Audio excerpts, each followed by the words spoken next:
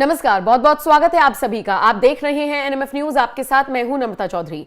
महाराष्ट्र का मुख्यमंत्री कौन होगा, ये सवाल सबके पास है, लेकिन जवाब बहुत कम लोगों के पास। शिंदे चाहते हैं कि वो मुख्यमंत्री बने, खुलकर नहीं बोल रही हैं, लेकिन अंदर खाने से ये खबर निकलकर सामने आ रही है।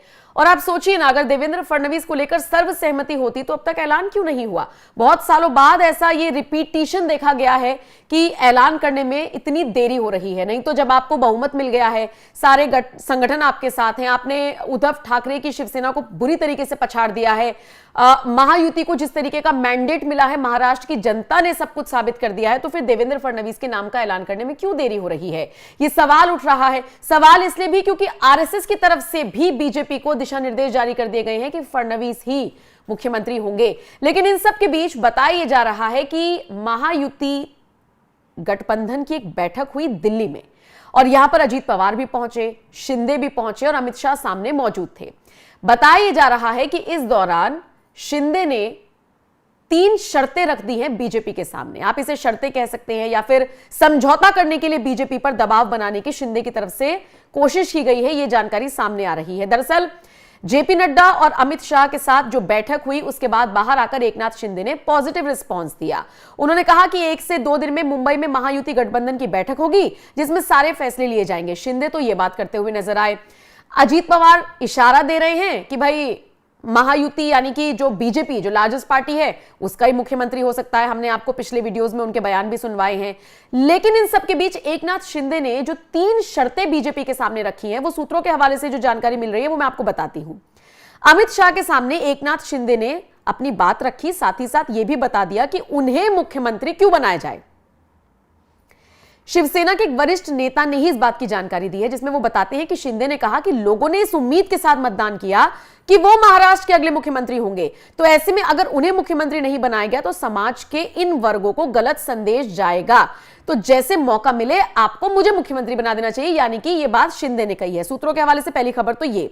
दूसरी शर्त एकनाथ शिंदे ने अमित शाह के सामने यह रखी कि अगर उन्हें सीएम नहीं बनाया जाता तो फिर उन्हें गृह मंत्रालय, वित्त मंत्रालय और राजस्व विभाग दे दिए जाएं। अगर ये विभाग उन्हें दिए जाते हैं और फडणवीस को मुख्यमंत्री बनाया जाता है तो फिर राज्य में सत्ता का संतुलन बना रहेगा, और इसके बाद वो ये तय करेंगे कि किसे उप मुख्यमंत्री बनाया जाए और किसे नहीं।